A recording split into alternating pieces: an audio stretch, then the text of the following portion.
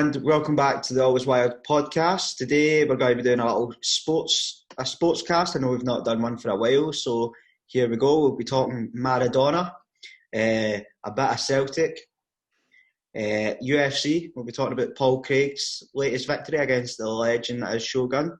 We'll be giving our version of a thank you taker. As growing up, we were all avid wrestling fans, so it's hard to envision a world of wrestling without The Undertaker, but here we are.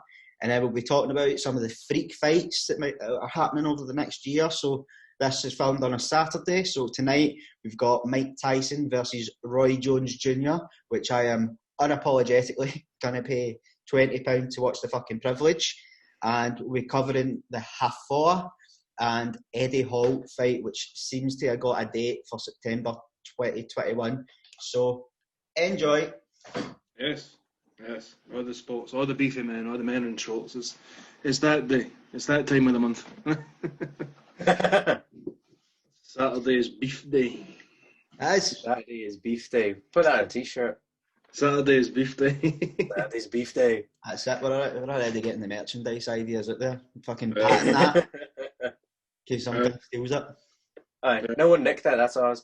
I know. T-shirts are just like a big slab of beef on it. T-shirts with just plums on them. All that good stuff. Anybody like a big slab of roast beef with like biceps. Aye, like a tomahawk steak. Like bicep curls. That'd be cool. I would wear that. I'd wear that. I would walk about the street with that on. If anybody here listens to this and is good at designing T-shirts or whatever, T-shirts with beef on them and T-shirts with plums. Beef gets the plums pumping. Beef does get. Send us your fucking your ideas, and then we'll get it on a t-shirt. We'll get it made, then we'll get it fucking sold. We hats. Beef hats. And we kind of need to be careful about what we put in the internet, as people have already started trying to steal some of our ideas. So. Have they? No, we'll not go into that. There's already been some shots fired. It was just one of the. I'd put it in the chat a couple of weeks ago. It was about one of the things to do with the podcast. I don't remember. That's fine. Well, what was it? You can't start now and not tell me. It was that kind of joke that was going on Twitter that we were going to get Bungard and Ross Cooper on to do the Scottish Cup fucking preview sort of idea, or the Scottish Cup watch. Oh right, aye. He was getting loads of other folk work, right? Yeah. Aye. I remember that. Which is it's all said in jest, obviously. Aye, well, this isn't fuck off the rules. Beef day is always wild. Aye. The beard has spoken. Don't kill me. The Blair has made it known. The Blair has made it known. You want beef? You're on a Saturday. You come here. I know we've fired shots at everything in the fucking universe, from Brock Lesnar to what? What do you mean? His daughter. What do you mean we? That was you. We? Weeks might have passed in between. You're offering to fight everyone. I have no desire to be on the ringside of that fucking gargantuan. That's all you. We can replace you. Somebody else can take your place when he kills you. Right, I champion it being Brock Lesnar. No, I don't want to host this show with Brock Lesnar either, because he's probably not got a sense of humour. He'll be sitting trying to laugh. It'll just be him staring down. It'll be him staring down the camera, breathing at us. I don't want that. Terrifying. No, we'll replace you with somebody feeble and small. so they don't scare me and Scott. Then that's Brock Lesnar's daughter at the window as well. Oh, see, you make it worse, man. See, man, what are you doing? You're making it worse. Not like he's ever going to know who we are, but there's a chance. There's a chance it might get back to him. Aye, it's in the public eye. Heyman might listen. Let's get fucking Heyman on. So one of the big news stories over the last week was Maradona dying, which it's sad, isn't it? That hit me in places, man. May he rest in peace. Aye, one of the best players ever, isn't he? Diego Maradona. But it's been quite frustrating to listen to the media talking over the last week because like, he's one of the greatest players ever to play the game. He was a cultural icon. He inspired a generation of fucking new talent coming up. And all they're going on about is the hand of God. Oh, it's the English media for you, innit? They can't fuck up about anything. And it's that way. Like Peter Shilton, he's been on the telly all week. He's been on all sorts of fucking news outlets moaning, and it's like, without the hand of God, no one would know who you are. I know you're England's as I said, you're only known for being out-jumped by a midget.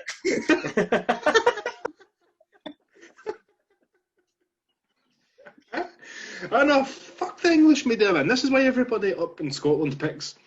Like, when the Euro or the World Cup was on, all the shops up here start selling the flags of whoever is in England's fucking groups for these tournaments.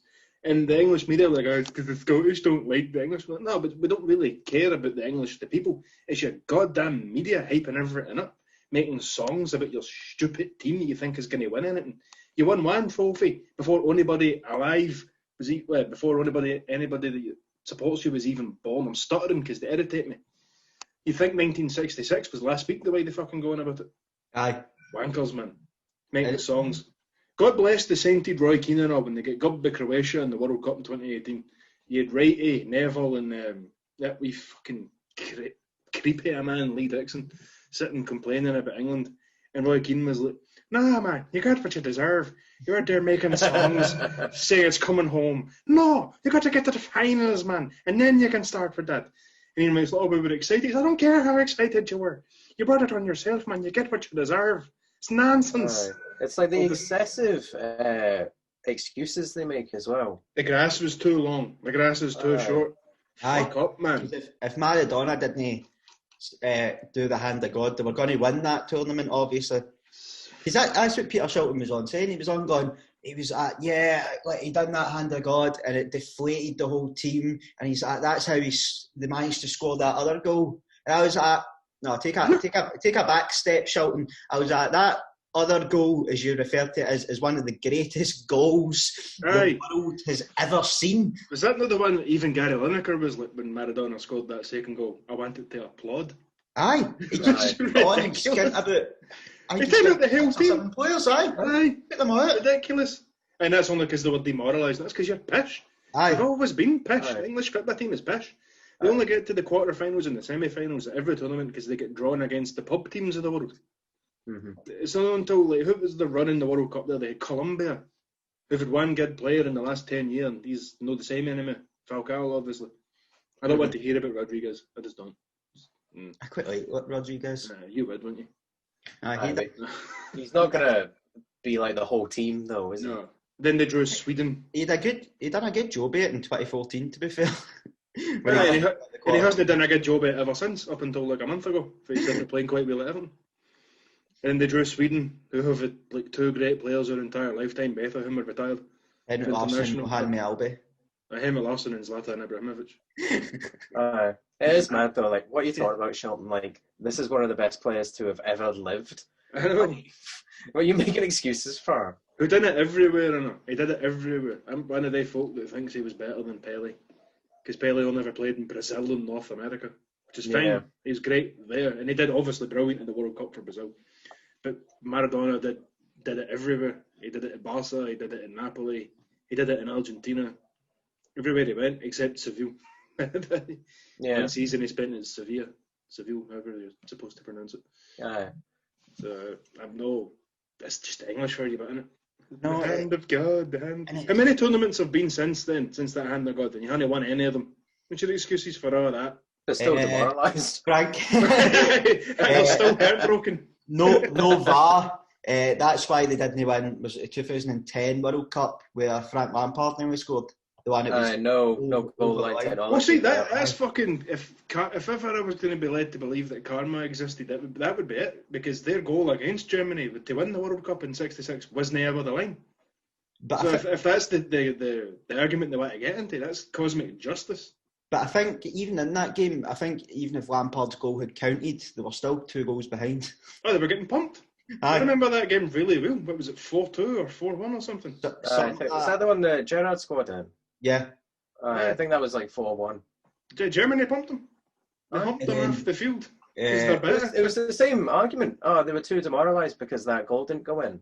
I know. You're just pish. It was the same when they were going to win the World Cup before David Beckham kicked one of the Argentine players. See when he kicked it and get sent off? Simone. They were burning effigies of the man. They were hanging effigies of the man as they were getting off the plane. You had to employ security because they were going to win the World Cup, and that's how the media were portraying it. It was 10 brave lions and one stupid boy. That was the news outlet. I remember that quite well. Man. That speaks to the national sense of delusions of grandeur, that they assume that they're going to walk every tournament they're in because they won one in the 60s. It's mad to me that they're still running. I seen a thing in Sky Sports News yesterday that they're being ranked in the top seeds for the World Cup groups. Like, why? What have they done to deserve being ranked in the top seeds? I don't understand it. They don't win anything.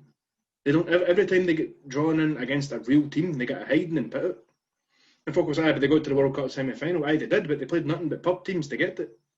They didn't play France, they didn't play Belgium, they didn't play Germany, Spain, any of the real fucking teams. Anytime they get drawn against a proper nation, they get humped because they're pish. And I genuinely think Scotland will beat them in Euro. I said it the last time, I have no fear of that lot, man. Supposed to be hiding in terror for Jadon Sancho. Did they not end up giving Southgate an MBE for finishing fourth in the World Cup? Aye! That speaks volumes, doesn't it? There's the things they're saying about him. He's made the team feel good because he's got his wee waistcoat on. Oh, fuck Gareth Southgate and his waistcoat, man. You got a train station named after him as well. Oh, for not winning a thing. That speaks, as you say, it speaks fucking volumes about the national... It's a loser mentality. It is. But it was We're coming to get you. It was the army's coming. Happy as well. I think we're invading. The news of Maradona broke about, what was it, 6 o'clock, say? 6 o'clock at night. It was like maybe 5, like 5:15, because I was just getting out of work at the time. I saw it on my phone. And then they were having like a Sky Sports news show that night, and it was fucking Graham Souness that was on. And all he was going on about was the man's lifestyle. Nothing fucking positive to say. He was kind of just like, I'm surprised he's made it this long. With all the drink, the drugs and all, and that's all they were going on about and all that. I done all that, but there's a time and a place, and the time now is to kind of appreciate and mourn one of the greatest talents amongst fucking ever seen or will see. Let's even be fair about that. I don't think it's worth bringing up his lifestyle. The man clearly knew how to enjoy the money he worked his entire life to accrue and earn. If that's how the man wants to live, who's he hurting? I don't give a fuck what Graham Souness thinks about Maradona's lifestyle. The motherfucker liked to party. So what? It was a national icon of... Like, if Graham Souness was getting women and drink flung at him the way fucking Maradona was getting it flung at him, he'd be living like that today. It's alright to sit and say, I don't do that way, I live like a monk, because nobody wants to fuck you, because nobody knows who you are. I hate that. Maradona he's worshipped like a god in Argentina. They're having a 3-day mourning period because of him. He's a football player.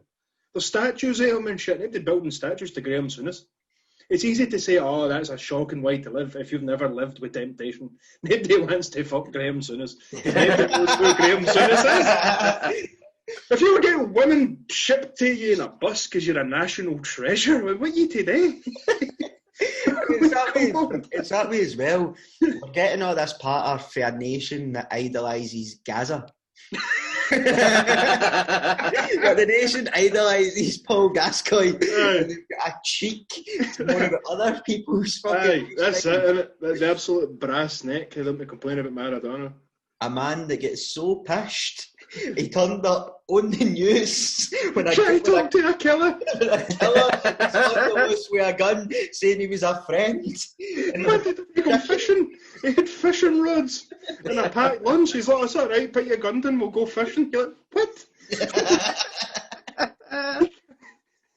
You're a fucking lunatic. This man's just got out of jail, killed his ex-wife, and killed somebody else.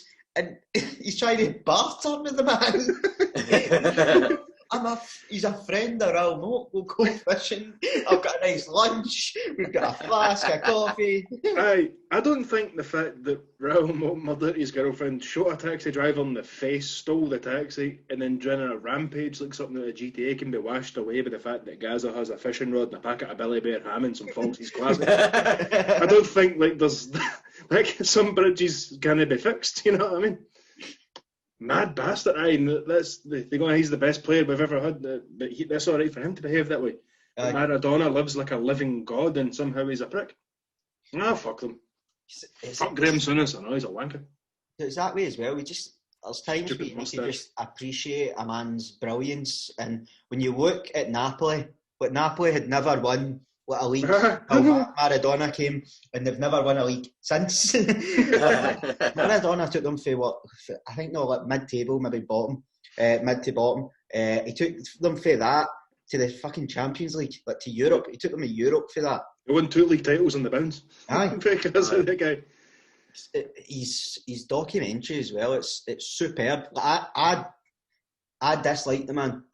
I don't agree with a lot of the things that he done. I think he came across a bit like that, but I appreciate his brilliance. Like, I might not like him off the park, but love watching him on the park. So yeah, I was a fan. I liked him off the pitch. You know, whenever you saw him in the crowd, it was like he's not on Charlie with women running about and shouting abuse at the players. He's giving mullet all over the place. I remember a couple of years ago, was it after Van Gaal got the sack? I think Maradona went in public saying he wanted the job at Man United. And I was like, yes, sign me up for that madness. I love that. Even if in the English Premier League, that'd be hilarious. Oh, it would be amazing. He's just shouting abuse at who'd be even having the team at the time. He'd get coked out, he's not screaming at Martial or Rooney or something. Trying to fight for Lenny. Because he was a goer. He was an angry wee man. No, I loved him. I thought it was great. He was entertaining as hell off the pitch. Oh, aye, because there was one in the clips when Argentina scored in one of the World Cups, and it's just him. He's not like that. Yes. He's got his wee suit on, his jacket, the mullet. He's got all over the place. He's got women all around about him. He's clearly Charlie. He's not.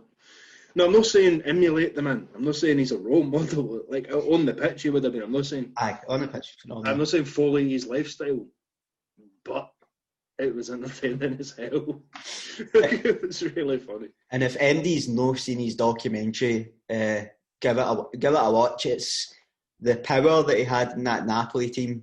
It's unrivaled to anything you'll ever see in modern day football. The guy was just adored by all. There, like everyone that played with him, everyone that played against him, adored his brilliance. He was a fantastic football player. Kind of the only way you could describe it. It looked as if the ball was glued to his feet when he was dribbling. Aye. I like how he seemed to have went out his way to embody the philosophy of here for a good time, no a long time. And I think, like, for all you're not supposed to celebrate folk that behave that way, and obviously it seems to have killed him, which is tragic. But you've got to die at some point anyway. The man clearly had fun. So what more do you want? Like, you lived a good... You see, one of these crossfitting vegans, you're still going to die eventually anyway. You might as well do the things you enjoy. Who's he having fun? That's it. The way the man lived his life in that regard, I've got no kind of issues with. But it was just like watching his documentary, some of the kind of choices that he made. But he got this woman pregnant, right? And she was like saying, like, "This is your son. We're going to have a son." And then he just ostracised her as a liar. He was like, "No, I did." Cause it was his sister's pal. He's like, "No, I didn't sleep with you." He's like, his sister's pal. Something like that. Aye. He's like, "No, I didn't." This is when he was at Napoli, so he got this woman pregnant, and she like went to the media and all that, and was like, "Maradona's the dad to my kid." And he's like, "No, I'm not." He sold it. He might not have been though. He was. Do we know for a fact that was the? Aye, he came out like 30 years later and went to the boys' house. Actually, I'm your dad, and the boys named after him and all that. Well, he did the right thing in the end, didn't he? I have no issue with that. 30 years. You got to just, no, but fair enough. It sounds horrible on paper. You got to remember when the man was at Napoli, he'd have been shooters deep in fanny. Busloads of Italian models getting brought to him, wine. He'll have been getting fed grapes like a Tahitian prince. I wouldn't have gave that up because I get some random woman pregnant. So I can't sit here in righteous condemnation of the man because I did the exact same thing. Exactly, the whole Just being time. honest, man. The whole time he's doing all this, he's got a girlfriend, he's got a wife and kids at home. That's not even the worst instance of a football player behaving that way, I don't think. I think it's my main man, Hulk, leaving his wife for his wife's niece. Did you see this earlier in the year? Aye. That's bad. In his defence, though, she was hot. That's always a good defence, isn't it? It's the only defence. What you did. We've never had to live in the shadow of such temptation because nobody wants to fuck any of us. That's it. Again, on a national scale, we've obviously all got partners. They all suffer, they grin and bear it, but I mean on a national scale. They grin and bear it. They're not turning up in buses looking for a bit, are they? So you can't judge them in, I don't think. He was, I think he was quite close to the mafia as well over there. Wow. I think when you're such high profile, I think it's only natural that the mafia take you as one of their own. Well, they got Frank Sinatra, so they'll get you. They will get you. They run everything. They run everything. They run everything. He'll be missed. I like Maradona. I was quite gutted when my partner Caroline, she told me. She said it was on the news.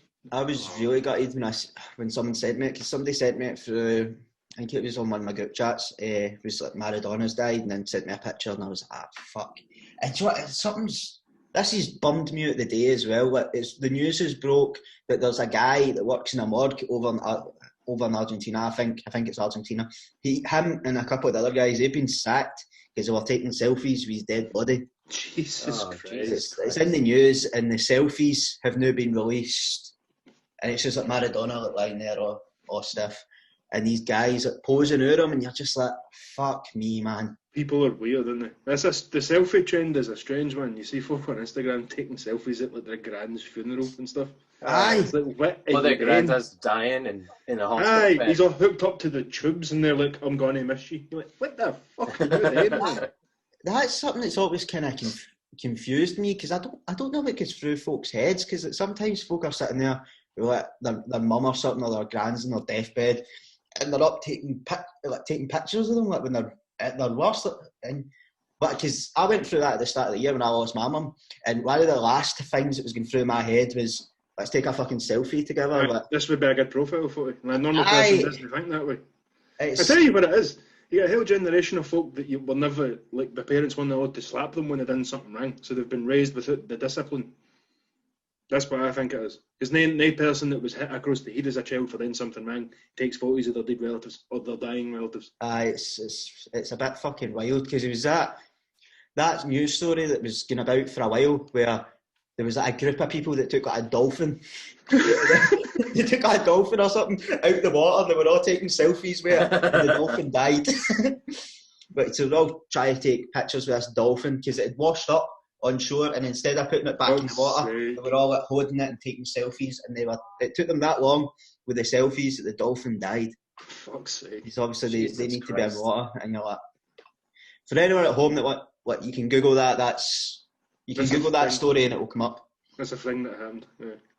Aye. I don't know what they were thinking. Maybe they were like, "Oh, dolphins breathe air anyway, so it'll be all right." Like, well, aye, kind of, but they still need to be like in the water. Aye. You can't do that. H2O. People are weird, man. I don't know what that is. The one getting photos with the wild animals makes less sense to me than the D and relative one, because the D and relative one is just morally shaded. Like you don't do that, but it's not going to physically hurt you. Try to take a selfie with a wild animal can and has resulted in mutilation, maiming, and death. So that one makes even less fucking sense to me. There's a polar bear. I'll try and get it in the frame. You deserve what you get. Did you not watch the video I sent you the other day? And then it's the way the bear turns round. It looks at him like it's shocked. It's like, the fuck you doing? He's just looking at him like, God, did this bitch just kick me? What is this? What's this little twink motherfucker doing? It chases him up a tree, doesn't it? It runs at him, man. But it's a baby essentially. It's like the guy's like, oh my God, it's bit me. He's like, and it's like, No shit, Sherlock, you just fucking kicked it. You're lucky it's Moz now about you'd be getting eaten alive. Fucking belly first. It's that, see, if it's more was about, or if it was bigger, it's that you were You in did. for a horrendous death. Like, But you're going to die. You're not going to escape. You're not getting away. They can run faster than a racehorse. you You're not see getting how away. quick the thing covers a short distance. Ah, man, I hate those. And it's that, what are you kicking that for? It's Aye, that, that- see, you don't follow a bear through a bush. No. You go the opposite way. If I came across a bear in the wilderness, my first thought would be, oh no, oh no. I wouldn't think I should punt this thing. No. Let's stalk it and kick it. I'm going to try and get away and hope Aye. for the best. I'm going It's a slow creep walk backwards. Aye, I'm going to get down on my belly and do one of them like SAS crawls backwards through the thorns and hope for the fucking best, man. Instead of trying to communicate with a god I don't even believe in, hoping he delivers me. And Delivers me back safely home. just pray that it doesn't pick up your scent. Pray the wind is on your side. And pray, most crucially and importantly, that you don't shit yourself. 'Cause it will smell it and it'll get you. Bears, man, aye, there's all of them folk trying to take selfies with crocodiles and shit. Like, I don't get it. Oh, fuck. I don't get it. I just don't get it. No, It's not for there's certain things you just don't mess with, and I think nature's one of them. It's too unpredictable for me. unless you're armed to the teeth. Like, unless you're a professional hunter or some such, then you shouldn't be out in the wild, I don't think. No, I just don't. stay in your way. Folk in America that go jogging and stuff in the hills at Idaho where there's mountain lions and why would you get a treadmill if you want to run about your block, run in the city? It's Because I don't know if any of you No. follow Brendan Schaub on Instagram. no. Like he started like for end at home. Brendan Schaub, he used to fight in the UFC. Now he's a comedian and he fought at heavyweight, so he's a big boy. man. He's a big man. Yeah. And he started something called the Thick Boy Bike Club. So essentially, what he does is he's out in his bike quite a bit. So he was doing it a lot during lockdown because he couldn't travel, couldn't do gigs. So I think he was doing like 20 miles on his e-bike every day. And so he lives in California, and he was going up like the trails up California, and every day without fail, when he was out on his bike, he came across a motherfucking rattlesnake. It's like, no. See, if I was coming across a rattlesnake every day, I'd stay in the house. I'd see one once and never see one again.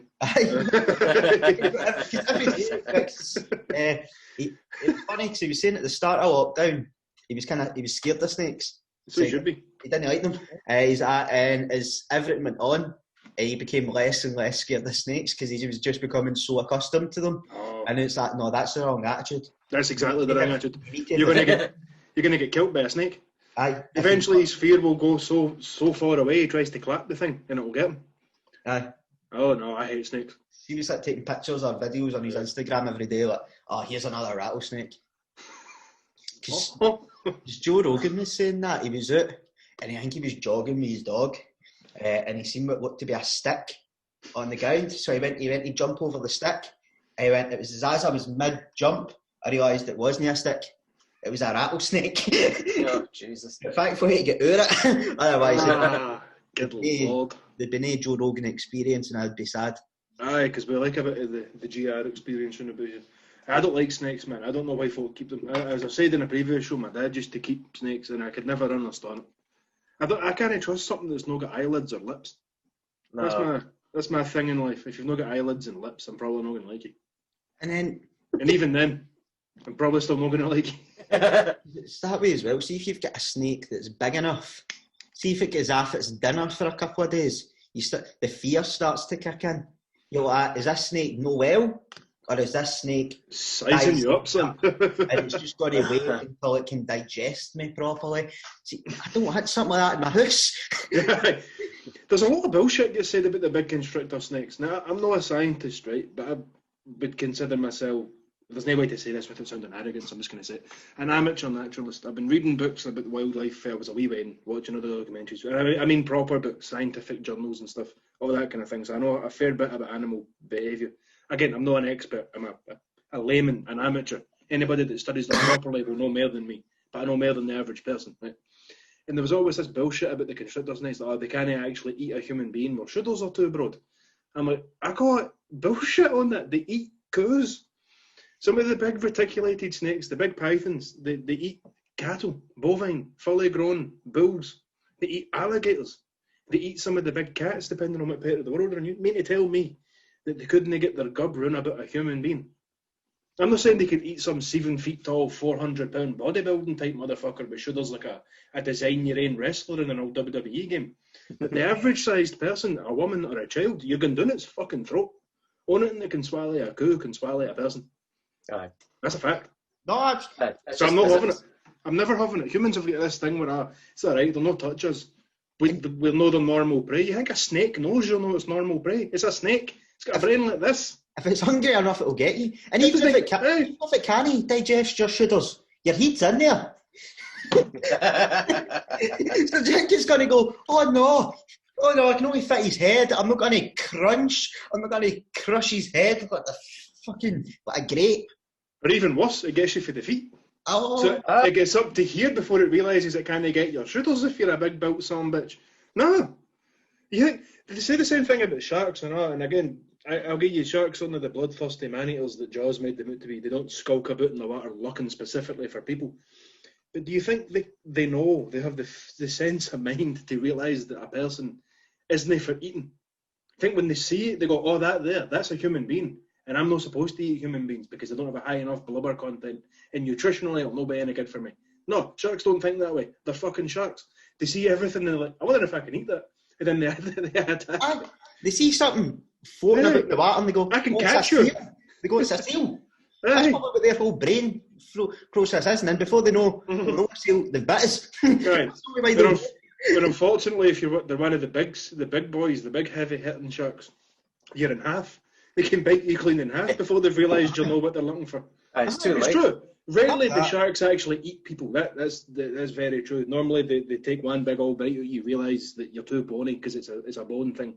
The big sharks, the great whites, they eat things with a high fat blubber content. Humans are generally too bony. But by the time they've realised this and spat you out, you're missing a leg, you're missing an arm, you're in half. I don't care if they're not out to eat me. The fact they're trying to see what arm can bite me in twain is enough for me. So don't go in the sea, I suppose, would be the takeaway, because I don't go in the water anymore. I used to be in the ocean all the time when I was a win, and it dawned on me one day, like, that's no for me anymore. Because I'm actually going to look up this snake stuff. So can snakes eat humans? But they can actually. They can. Because it's happened. People have been eaten in Africa by African rock pythons. Because I do believe you. It's just, we've got this new share screen feature. Yes, look, coming up in the world, we've got new webcams, we're sharing screens. Martin is essentially Ayrshaw's version of young Jamie. Put that shit up, Martin. Can snakes eat a man? Can snakes eat humans? Pythons can kill a human in minutes and swallow them in an hour. So people at home, you're wrong. If you're saying snakes do not eat people, they do. Pythons will eat you. I was right. Swallow them in an hour. The length of time it takes to watch an episode of Game of Thrones. It's all up. Yeah. So take your humans are too broad at the shoulder. Bullshit away. Pythons don't give a fuck about shoulder length. They don't care how many shrugs you've been doing. They're going to eat you.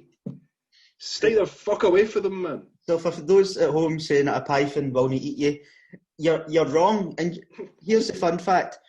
So pythons, it'll kill you and swallow them in an hour. So the length of time it takes to watch an episode of Game of Thrones is about all it takes for a python to kill and swallow a human being.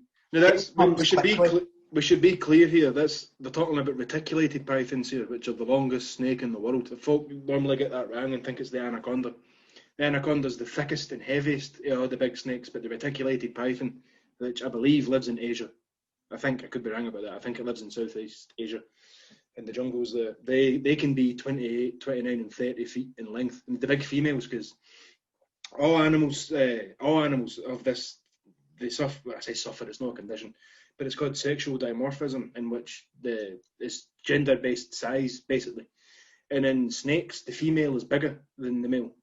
All across the board, like on average, a female will be longer and heavier than a male. That's why men are bigger than women, by the way. It's called sexual dimorphism. Human beings are mammals. And all across the board in mammals, the male is 30 to 33% larger than the female. So that's how men are bigger than women. We have heavier bones and all them kind of things. But in snakes and in sharks, funnily enough, the female is always bigger. Yeah. So if you see a really big great white, it's a female normally. That's the same with spiders as well, isn't it? Aye. And all animals experience sexual dimorphism. Everyone. There's no species of animal where the male and female are the same size when they reach sexual maturity. Is it spiders that the female fucks the male then kills it? Some species of spider. It's quite a lot of stuff. Like even the praying mantis does that. And certain insects, that's an excellent way to go. I'm not gonna lie. You get your hole, and then see if it was the same in humans. If the female was bigger and she killed you after you had your hole, there would come a point when you're about like 16, when you're nothing but a walking hard on, and you want to put your coke in everything, right? Because we've all been there. You would consider it, wouldn't you? You'd be like, do I want to live to a ripe old age, or do I want my hole? You would have the because men were so stupid that way. Like we can't think beyond what, well, most days anyway, can't think beyond. But like, it's a serious like disability we all have in the brain. Like, oh, I wonder if she'll touch me. You make silly decisions, but it would probably get me. I think I could only last so long before I was. It's probably worth it. I think the male population would be very short. Significantly smaller than what it is currently. So did any of you watch the football during the week? Changing for giant man-eating snakes to fit them. And no, I didn't. No. I did. I didn't watch the Celtic game though. Yeah. We know you want to rant about Celtic matters. You're partly quite lucky for that, Scott. I saw the result. Aye, and I didn't. I take it you get back. 4-1 by Sparta Prague for the second time in a row. They beat us 4-1 at home and they beat us 4-1 away. So an aggregate result of 8-2 against Sparta Prague, who they're no great. They're 2 games since coming back, like in between the Celtic games, they've been beat 3-1. I think it was something else. I can't remember their other score. So it shows that they're not a great team, and essentially, you say that, but then you've got beat by them twice, so they're better than you. That's the issue. That's the issue. That's where the standards have really fallen at Celtic, and it's sad to see. And the reason, I don't know why their logic is saying that after the results we've won 2 out of our last 9, which for a Celtic team this Celtic team is the most dominant team ever in Scottish football history. They've won 11 trophies on the fucking bounce. With Brendan Rodgers, fair play, he's a rat. The way he left, he sneaked out the back door. So I get folk have negative feelings towards him. I've got negative feelings towards him, but what he accomplished at Celtic, it's nothing we've ever seen before. He was essentially creating a dynasty. The gulf and class between us and Rangers under him was outstanding, and it just feels that Neil Lennon's come in and he's just disintegrated everything that was put into us. Like the level of professionalism has went from here to here, and you're just seeing it time and time again. And it just feels like what the fuck are they doing in training, man? Because we concede every goal we concede is for a fucking ball in the box. It's always for a set piece. No one can defend a ball in the box. How fucking hard is it to work on that in training? And why does no player in our team have the fucking balls to take the ball off Ryan Christie? But see when he's standing over a set piece and the last 50 have hit the first fucking man, that's when you go, look, maybe you'll know the best at set pieces. Give somebody else a fucking turn. Somebody has to get the cojones to go, look, Dafty, give me that fucking ball. It's the same with, it's the same with corners as well, mate. And it's honestly, it's cracking me up. This is the biggest season in our life. This is the biggest season of our life. We're going for 10 in a row, and the performances we've put in, the shape. There's no shape to the team. Neil Lennon's just putting 11 players in there and hoping for the best, and constantly changing it up every week and trying to go with the opinions that are on Facebook and Twitter rather than his teams, rather than his own. But that's it.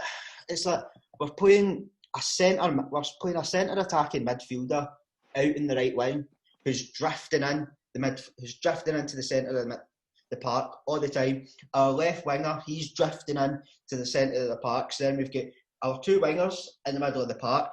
We've got our attacking midfielder in the middle of the park. And then we've got our two centre midfielders all in the middle of the park. So the middle of the park becomes far too congested, and there's no width to the team. The team's massively missing James Forrest, who was one of our biggest contributors of goals and assists over the last 3 seasons. But he gets a lot of haste for the Celtic fans, rightly or wrongly. In my opinion, it's mostly wrong. But we've got nothing out in the right. We've got no. There was no backup plan to it never happening to James Forrest. We're just expecting him to be able to turn out performances and be consistent week in, week out every year. But he's been injured since maybe September. He's injured from September through to the new year. And what did we do in the window? We patched another right winger. We had a guy, Marian Shavid, who we got for the Ukrainian League and was like one of the best players in the Ukrainian League, which is, in my opinion, the Ukrainian League's a much higher standard than Celtic. It's much higher standard than the Scottish League collectively, and you see that because they've got like Shakhtar Donetsk, Dynamo Kiev, etc. So their league's far better. And this guy was turning out, he was one of the best players in that league, but he can't do it in the Scottish League. So they fucking packed him out on loan, and we're sitting there with no right winger. So we're playing Ryan Christie out there, who's a centre mid, because he's centre attacking mid, because he's semi-quick. Like, what's the points difference between you and Rangers? 11. But 11. We've got 2 games in hand. So, assuming you win them 5. Yeah. Which, it's not even looking like we're going to win them, because our league performance is shocking as well. But then the board have come out fully in support of the manager, who the manager doesn't seem to have a clue. I think personally he needs to go. He needs to walk. The standards have fell so significantly this season at Celtic, and they can blame the lack of fans all they want, but every team's playing under the same conditions. So that excuse only stretches so far for me. And I know it might be a contributor because Celtic's used to having packed out stadiums. When we play away, our away section's packed and it's usually very vocal. And I get that's probably a miss, but the players need to fucking adapt, because we're 4 months in and they've not adapted to it. So I'm sorry, but the excuses now they're wearing fucking thin with me. And when we get embarrassed 4-1 twice in a row, for the manager to come out in the media and say we played well, and there's a lot of positives. What positives did he see for us getting fucking rallied 4-1? There was no fucking positives for what I've seen. Fair play, we might have looked the better team over large portions of the game, but our defence was a fucking embarrassment. The shape was an embarrassment. The tactics, again, was an embarrassment. It took him, 80 minutes to bring on a second change? Because the only change he made earlier on in the game, which was about 60 minutes in, was he changed Scott Brown for Tom Rogic. He didn't look to bring another striker on when we were 2-1 down. So going like for like instead of trying to win the game. But Tom Rogic, he's more advanced than Scott Brown, and Scott Brown was having a bit of a howler. Well, he wasn't having the best game, but the man's 36. To continuously play a guy that's 36 twice a week is fucking shambolic. We've got guys in there like the young boy Soro who cost us a good bit of money. We've got David Turnbull. I know he's got COVID now, so he's isolating, but that's only been the last couple of weeks. So the excuses for not playing him wearing thin. The likes of Luca Connell as well, who we got for Bolton, who was one of the highest rated young players in England. He's not been featuring. Soro's not been featuring. We're deciding to run the same players into the ground season in, season out. And it's the same theme as last season. Like, I know that we got to a stage in last season where the points gap opened up between us and Rangers, but at one point of the season, the league was much in Rangers' hands. See, after the Christmas break, but after come January, because they beat us. But the game between Christmas and New Year, the last game before the winter break, Rangers won. They were about 3 points ahead, and the league was massively in their hands. And lo and behold, they bottled it. And that's been a theme the last couple of seasons. But we can't continuously rely on Rangers shitting themselves for us to win the league. Yeah. We need to be much more proactive rather than reactive. And I've said it since we missed out in the Champions League qualifiers last year that Lennon's no the man. I think he has to go, and we need to find a replacement. Whether that's the Twitter golden boy of Eddie Howe, who a lot of Celtic fans are putting out there. But for me, I would probably go down the route of I'd be looking at the likes of Martin O'Neill and Roy Keane to come in, just to tie us up, because what we need, we've got a solid group of players, but when the players are on it, they're the best squad in the league, and so we need somebody that will come in, will command respect, which I think Martin O'Neill and Roy Keane absolutely would. They would come in, they would command respect. They would get the players. They would hopefully get the players fucking playing for them. They would bring a shape back to the team, because like Martin O'Neill, he's probably our second greatest manager of all time, in my opinion. So I'm just fucking scunnered, man. It's just funny because like I've got some of my friends are Rangers fans, and they're like, the way you are feeling right now, that's how we felt for 8 years. And I was like, I get that, but I don't like it. I don't like feeling this. Can you tell Scott that he's a bit upset? I think he's a wee bit upset, Blue. Oh man! I don't know how long that was. Nobody was timing. That might be the longest rant yet in all this word. I felt like you were giving me into bother, because the way the camera's set up, you're like looking directly at us. So it's not my fucking fault. Like we were at the principal's office. Aye, like it's not our fault. I'm sorry, man. Aye, you know, we'll work on it. We'll train harder. Sorry, Gavin. I think sorry, Gavin. But I think this is part of the issue as well. I don't think you can shout at modern day players. No, you'll get down on Twitter for being a bully. Which is where maybe it's not working out for Neil Lennon, because Neil Lennon's very vocal. I can imagine he's maybe a bit like me in there, like he's probably kicking water bottles, chucking cheap. And your idea of a replacement then is Roy Keane? I think Roy Keane wouldn't need to do all that. Roy Keane would command. He would, though. He would. He would command a form of respect. I think he would have the players kind of fear.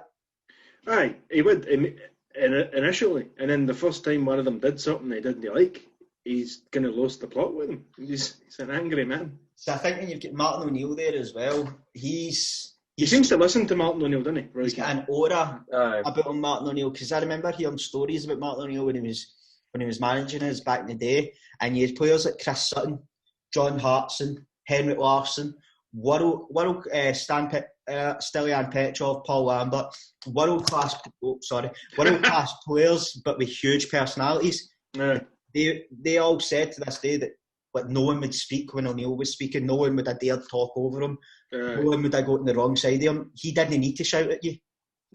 Folk just had their job, and he commanded. He'd an aura about him. Like he commanded respect, and he was feared by these guys because he was. So I think somebody like that coming in just to take us to the end of the season, and then next season, because next season's going to be a rebuild job regardless. Because after we get 10, if we get 10, I think... When we get 10? I think if we do... The margins are so close, man, and you've been great recently. I don't... No, that's true. That was just like a slip of the tongue, so I've been used to kind of saying when we win the league. I say the positive kind of reinforcement, but online, like, you need to be a bit... Which, I'm sitting here, I'm slamming Neil Lennon, but you need to take your hat off to a degree to the job that Steven Gerrard's doing, because he's getting the team playing for them, and that's what we want. We want the team playing for us. They look well drilled, they look well trained, and that's the difference. It's differences like that, the difference of a manager having this kind of respect his players, drilling the players well, working on the likes of set pieces a lot more, and the players knowing their duties, and that seems to be what he's done with this Rangers side. Mm-hmm. So he's got them well drilled. They've usually get quite a good shape off the ball as well. They've conceded 3 goals in the league. I think so. He's really got the defence working. Aye, and that's a defence of Connor Golson. Like Connor Golson, he's not a great player. He's not a world class centre back, but he's got him playing like one. He's got him playing solid. He looks solid. Mm-hmm. He scored 2 against Celtic. Aye, and so his confidence is at the highest it could probably be. Funnily enough, both for set pieces. Aye. Aye.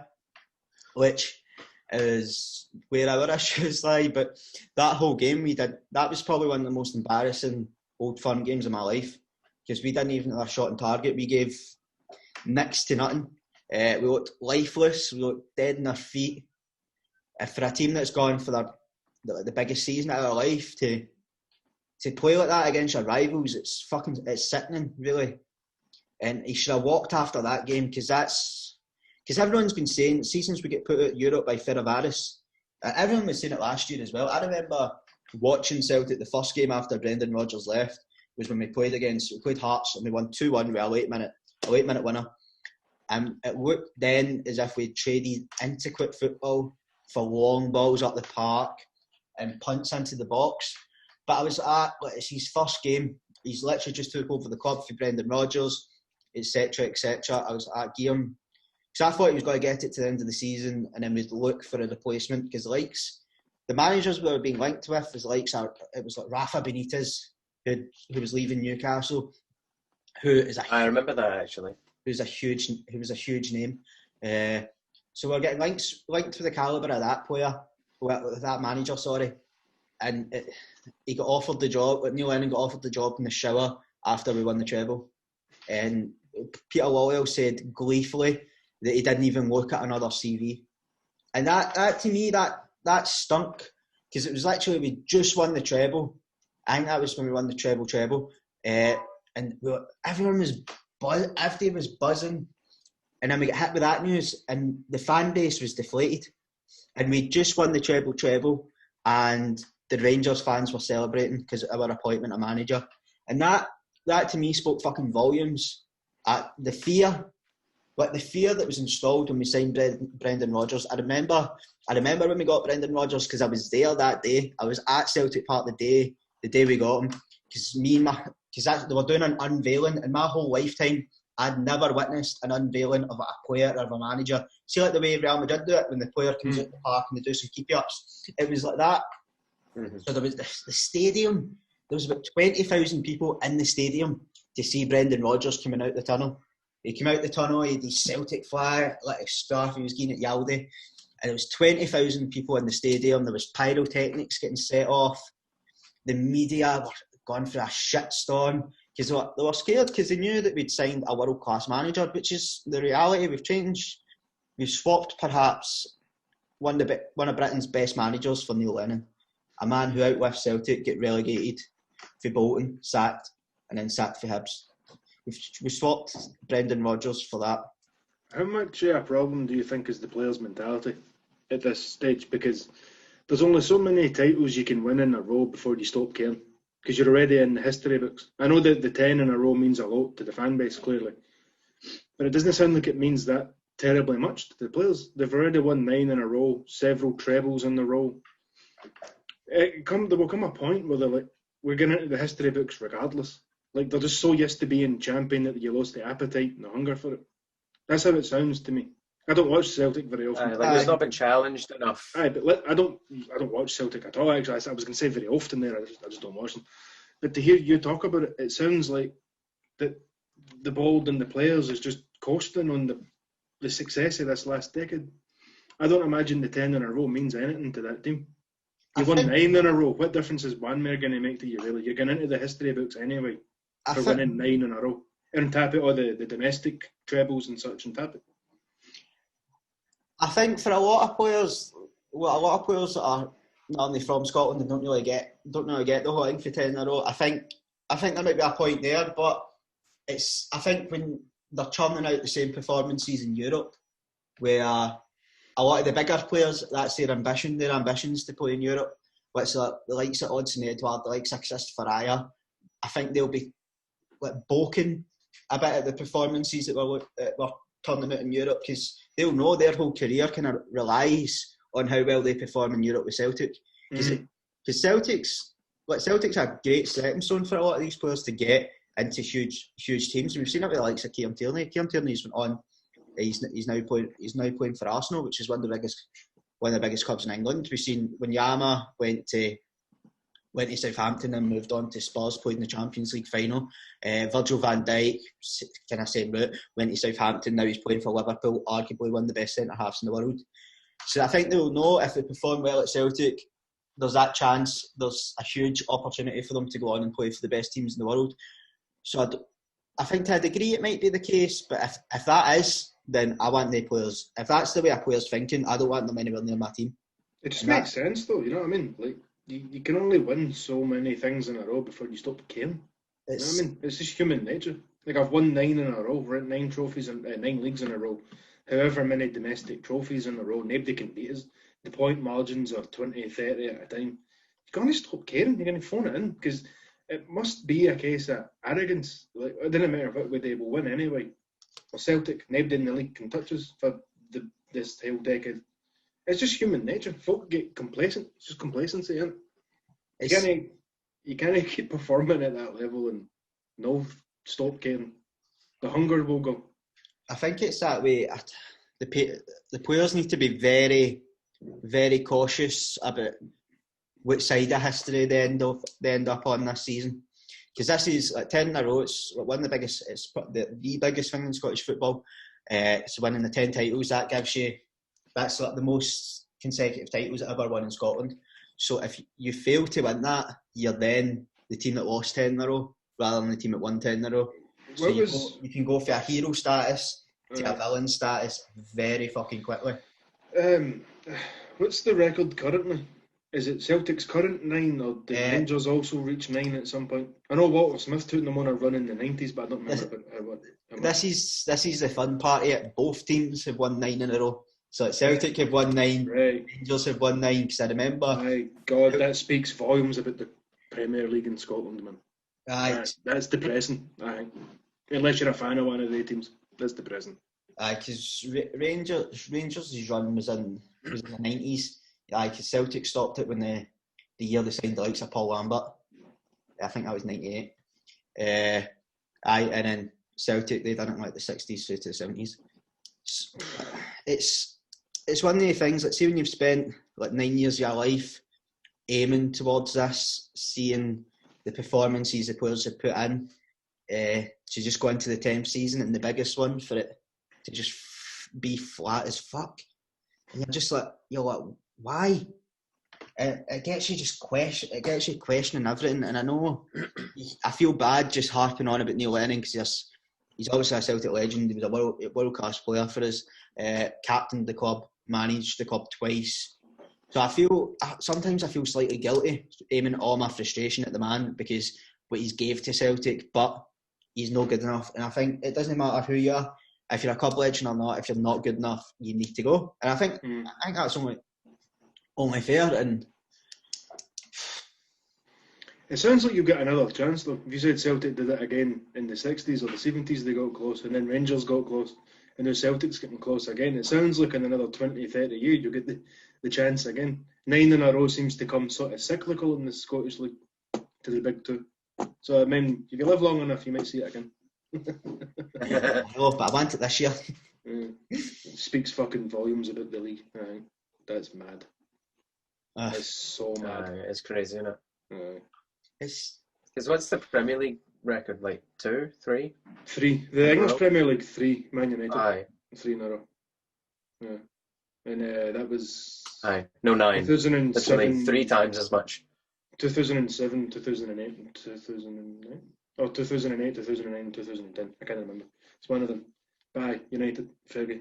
Because I think Juventus are on their 10 in a row season this year as well.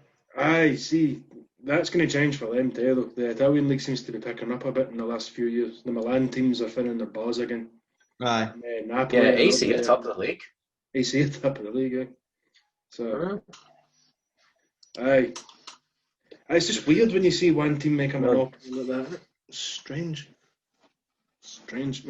Must be depressing, right? Unless you're a Juve fan or a Celtic fan or something. Bye. If any Celtic fans agree with Martin's epic Jim Cornette style rant, do let us know. It's watching us in Europe as well. It's hard. See, when you're watching, well, obviously, I've got my season ticket, and I'll be renewing next season regardless, because I think that's, to a degree, that's part of the issue, because I think there'll be a lot of Celtic fans that don't renew, but there'll be a lot of us that will. So, and that's kind of a debate in its own right. So I think the Celtic board kind of know that there'll be season tickets next year regardless. But it's that way for the 10 in a row season. We've sold 50,000 season tickets, and we've got a 15,000 waiting list. So just having that kind of level of support for the club, it's massive. So the fans, they've played their part and then some. So for the board not to play their part, it's a bit shambolic really, and I don't know why we expect anything else, because the Celtic board are notoriously fucking bellends. Well, I don't know what to tell you. It just sounds like you'll get another chance in 30 years. Exactly. Rangers maybe go bankrupt again. It's a possibility. I think their losses are £80 million over the last couple of seasons, which... What I want to see is a couple of billionaires for China or something buying out the two Edinburgh teams. Pump a bit of money into one of the other wee teams in Scotland. That'd be hilarious. If Hibs and Hearts. It'd be good if there was 4 good teams. I know. There's another couple of decent teams, but they're like 30 points behind the big two every other year. It would bore the shit out of me if I was a fan of one of the teams. No, so I don't really care. Hearts, Hibs, they're quite good. They've got the young manager Jack Ross. He's doing a great job at Hibs. Then you've got Aberdeen. They're pretty good. They're all right. They're just. Aye, but a good season for them is still like 20 points behind Celtic. Aye, that's just true. Seems fucking redundant to watch, unless you're a Celtic fan. Aye. Or maybe this season a Rangers fan, because Rangers might win the league. That'll be good. The level of bam up if Rangers win the league this year. The fan reaction will be quite funny to watch. I don't know. See if you think that's bad. Wait till if we don't win the league. Yeah. We'll probably get cancelled for YouTube, because I'll be requesting. I'll be dropping locations. I'll be going full Khabib. I'll be going same location. I just go full McGregor and turn up at Parkhead and start smashing up team buses. It's getting there. It'll get there. No, you'll be fine. I would never do that. I would never condemn that kind of behaviour. So. You would never condemn that kind of behaviour? Condone. I would condemn it to the house. I don't think you did condemn it when McGregor did that. McGregor is your favourite, so. Did we not have a talk about that? I remember you being all for it. So no, you wouldn't condemn that. I know. I found it funny when he done it. I got the reasoning why he done it, because...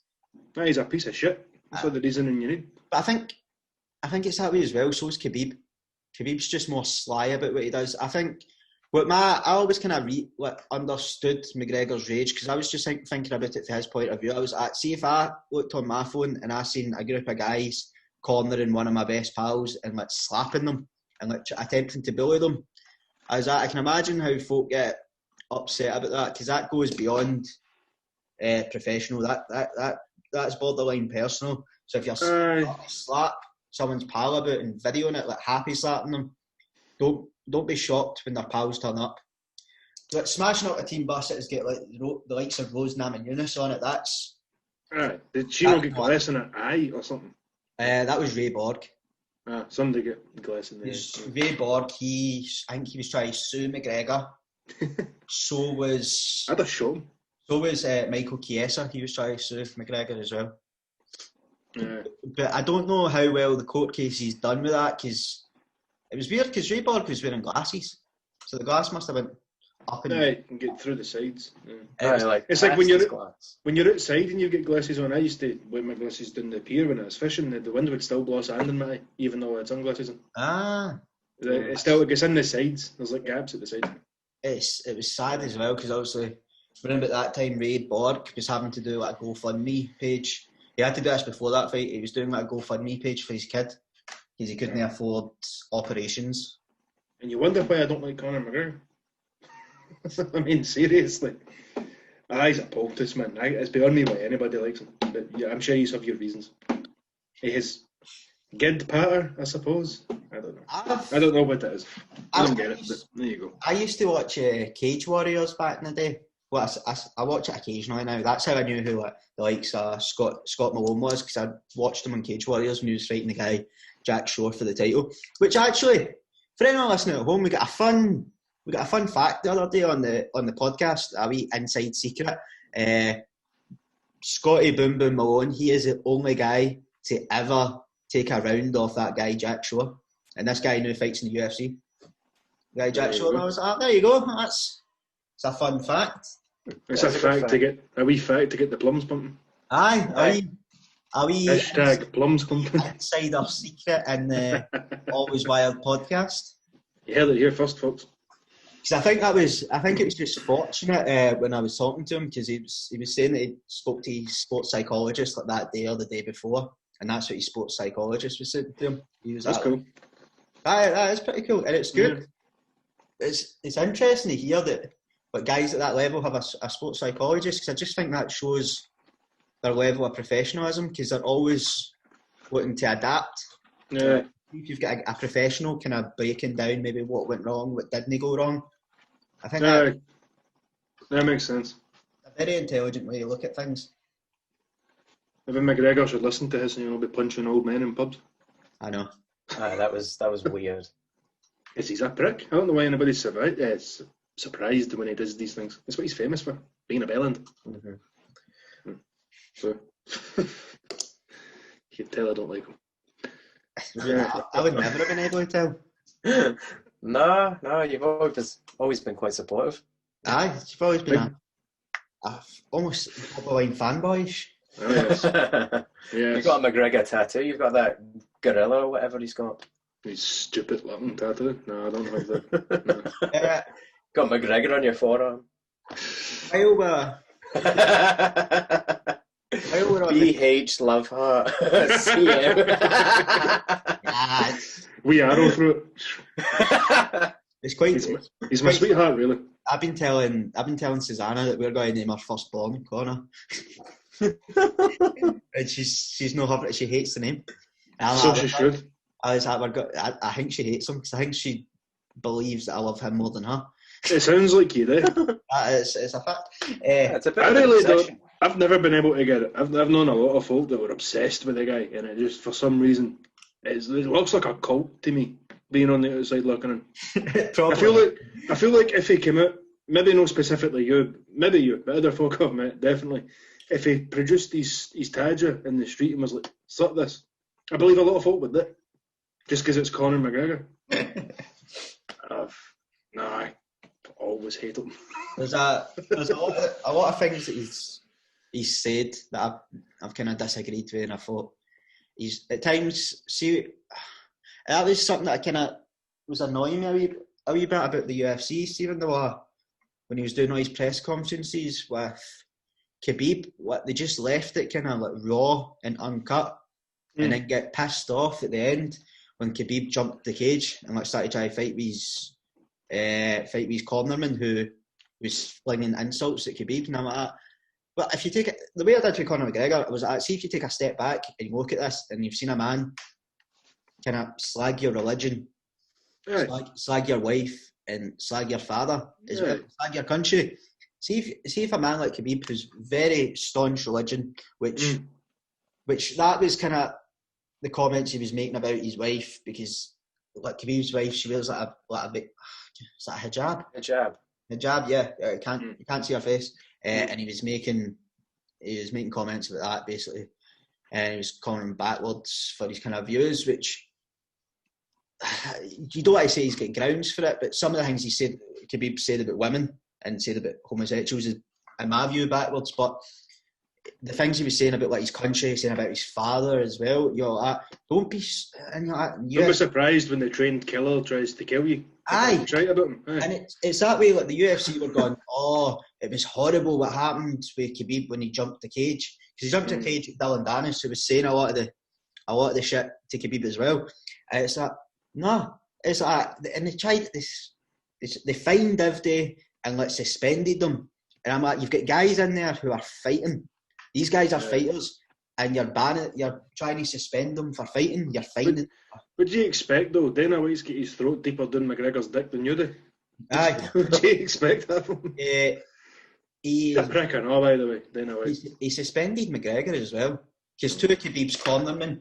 This was the bit I disagreed with. Well, what Khabib done, I was it's fighting. At the end of the day, it's fighting. Him and Dylan Dennis, I'm not saying jumping the cage and attacking somebody is right, but Dylan Dennis going like that, come on. He was throwing back. You got to remember, Khabib's at that point. He's just finished a professional fight. His blood's going to be pumping through the adrenaline. You can't egg something like that on and not expect a hiding. Exactly. Or an attempted hiding. I don't know if he actually got his hands on him or not. I never watched it. He did. Well, he tried, but there's an image that was going round. That was very. It was very well. It was taken at the right time, because it's like Khabib's getting pulled away. So Khabib's down like that and kind of moving, and it's like Dylan Dennis throwing an overhand at him. So it looks like Khabib's cowering and running away for Dylan Dennis. It's pretty funny. But Dylan Dennis, it's not like he's not a random off the street. He's a world class athlete. He's a world class fighter. He's a Brazilian jiu-jitsu black belt, trained in some of the best gyms in the world. He's arguably one of the best Brazilian jiu-jitsu practitioners at his weight class in the fucking world. So he's no a random off the street that can't handle himself. So what happened between them two, that's between them. But it was when guys, Khabib's corner was running through the cage and was attacking McGregor from behind. I think that's when you've kind of got to draw the line a wee bit. See, that's why I don't watch MMA. I think they're all tossers. The only shit talker I've ever liked is Tank Abbott. And that's just because he was funny, isn't he? He's just a big fat dude with a beard. Give you hope. It's somebody that is just a big fat dude with a beard that made me think I could do that. I don't know what it is. For some reason I don't like shit talking. It irritates me. I don't like it in football players, fighters. I've never liked Muhammad Ali, for example, because of it. I also just don't like boxing. It's not for me. But anytime I've ever seen an interview with Muhammad Ali, all I can think is that would just annoy me. I don't know there's something about shit talking and arrogance and things. I just don't like it. I don't know why. I don't know if it's the way I was raised. I don't know. That's why I hate Floyd Mayweather more than most of them. I dislike him. Half the world's in poverty and he's taking videos with his money and stuff. It's classless, isn't it? Aye. If I was rich, folk maybe say it's just jealous because I'm not rich. I'm definitely jealous of his wealth. I'm man enough to admit that. Man, I would love to be a billionaire, however much money he has. But my point is, if I was, you would never hear from me again because I'd disappear to my own private island. And just, I would be off the internet entirely. We wouldn't be doing this podcast anymore. If I was rich, I'd just vanish. You'd never see me again. I certainly wouldn't be taking videos of myself like this. Even though in private, I would be like this in my own private strip club. But it would be kept privately. Nobody else would know about it. I'd be making it rain on honeys, because that's just what you do, but nobody would know. The internet wouldn't see it. I'd maybe include it in my family Christmas newsletter. Like a Polaroid of me like this. Just a letter with a hologram coming out. Just arses all on about me. I'm like this. I know you looked surprised there when I said I don't like Muhammad Ali. No, I've never tamed him. I don't like him. He annoys me. That's why I could care less about the fight than it. I think Mike Tyson's kind of funny, but he still largely just talks a lot of shit. And obviously, battlers folk, he was really, really good. And so was Mayweather and McGregor and all these men. Obviously, I'm not trying to say they're not talented. I don't something about shit talking just irritates me. I don't know why. Don't know what it is. That being said, I love Zlatan Ibrahimovic for some reason. I don't know what that is about. I realised in The Rock, but The Rock's not really like that. That's a character. I don't mind if wrestlers do it. That's a gimmick. The Rock's lovely in real life. So, yeah. I understand the paradox that it's hypocritical for me to talk that way and still love Zlatan for some reason. I don't know what it is about him. He's charming. I don't think McGregor's charming. Maybe that's the difference. He's just irritating. But Zlatan's sort of charming. I don't know what it is. I don't know. Maybe it's just because he played for Man United and did really well. That's probably it, to be fair. But Scott will remember, because we were still in college together, that I was obsessed with him before that. is when the rumours started coming that he was coming to United, I wouldn't shut up about it. He told me he's going to get me a Man United top with Ibra on the back of it for my Christmas. I promised the entire class you would be getting Ibrahimovic shirts. I would personally buy everybody Man United shirts with Ibrahimovic in the back, which I didn't. Which he didn't. Not a single Ibra top. Nah, nobody got one. You never got one. You're still waiting. You'll be waiting a while. As well, we were on the topic there, fighting. Happy birthday for the Always Wired podcast to Scottish UFC fighter Paul Craig, who just triumphed last weekend over the legend that is Shogun. See, that's depressing for me. All the fighters I grew up liking that still fight, they don't do as well anymore. Like I was a big Shogun fan back in the day because me and all my pals really loved Pride. And Shogun was the baddest cunt about at one point for his weight class. So the fact that he's still fighting and isn't he the champion, that's why I don't like John Jones originally. Obviously, it turned out that he was a piece of shit for a human being, but originally I was already turned after him because he beat Shogun for the title. So immediately I was like, fuck you, you're a dick. And then his actual actions proved him to be a bigger dick than I had anticipated or had thought. So that was surprising. It was also surprising how many folk continue to defend him. But I don't know, people have a weird cult-like thing with sports figures. They're like dictators. They get full-on cults of personality. John Jones could kill somebody and nobody would get. People are like, oh, he's just a wild man. Like, no, he's a prick. But whatever. That's fine. If you pay to that cult, that's entirely up to you. That's your business. No mine. It's your cult. Like who you like. I don't care. Just don't try and tell me they're good people because it's not true. But I'd watched the Paul Craig fight at the weekend and he looked. Seeing him kind of put a chat, like a close to the chapter that is Showbook and the Shogun and his life and getting him. He's now moved on. He's now number 14 ranked in the world in the UFC, which is phenomenal. I'm unsure if he's the first ever Scottish fighter that's ranked, but I think he's probably the highest ever Scottish male fighter. It was Joanne Calderwood now in the top 10. She was top 2. I meant to say male at first. Right. He's like female.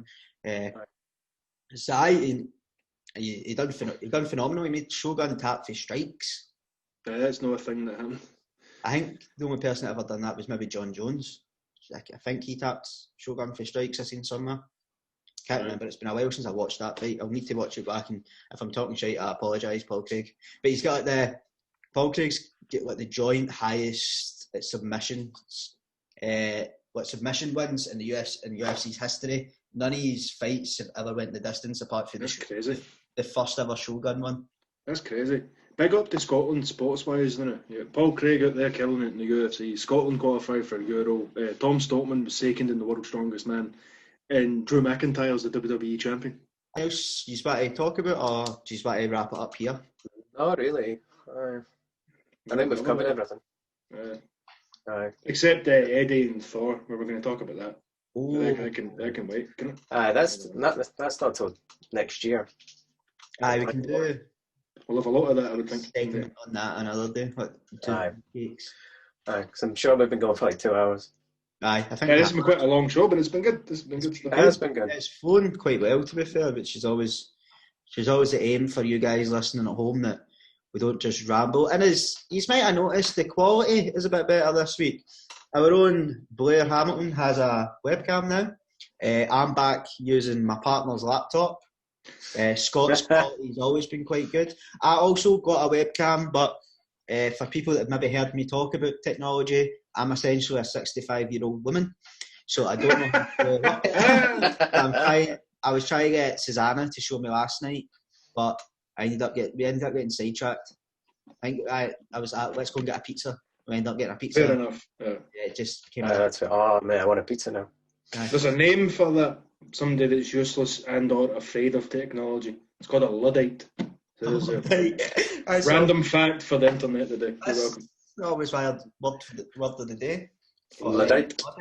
And before we go off air, I want to just give a shout out to my man AJ Celtic, who provided me with this fantastic T-shirt, which is I'll show it to the camera, which is Henrik Larsson. So shout out to my boy AJ. All right, nobody made this T-shirt for me, but it's a nice Cannibal Holocaust T-shirt. is a film for the 80s that was banned for years. It's quite a good film. There's a woman being impaled on a spike in the middle here. I don't know if you can see that. Oh, I thought it was eating each other. I'd like to thank my mum for buying me this hoodie. Thanks, Mum. And keep an eye out for our next video. Martin's going to be speaking with the lead singer of the Ronians. Yes, and another fun fact, we've been dishing you out a lot today. This is the first woman that's ever appeared on the Always Wired podcast. So, as always, we're trying to reach new demographics, we're trying to reach new people, try to be as equal as we can, equal opportunity. It's not the first woman we've reached out to, by the way. Amy McDonald has gave me the knockback. I knew that was coming. Amy McDonald, if you're listening to this, we don't want you anymore. We've got someone better. So, hey, Martin does not speak for the rest of us. I like Amy McDonald. I would still quite like Amy McDonald to come on. That being said, I don't think I've ever listened to any of her songs. I just know who she is. I think she seems quite good. And for anyone at home that's just heard this new band, the Ronians, and want to listen to them, give them a look up on Spotify. Some of their stuff is actually really fucking good. I'm not just saying that because they're coming on. We got them on because I really like the music. So, thanks for listening. We'll give them a wee sneak preview of what's coming up. There'll be like a meeting. We're going to be making all kinds of new weekly content for you, small 20 to 30 minute long videos talking about new things, new films, new games, new music. We're going to do a Pokemon show every so often. Me and Scott are going to talk about Pokemon. Only Gen 1 and 2 because that's the good shit. There's going to be some fishing and hunting content coming up for folk that like that sort of stuff. So, me and Martin day. As we've expressed in many other occasions, Peter, fuck off. This should be a new thing, the weekly Go Fuck Yourself, Peter. So for all of us here at Always Wild this Saturday of Beef Days, Peter, go fuck yourself. You're horrible. Cover me in a bucket of blood. See what happens. Okay, I'm serious. Interrupt my steak dinner with a bucket of blood. You're dead. You're dead, man.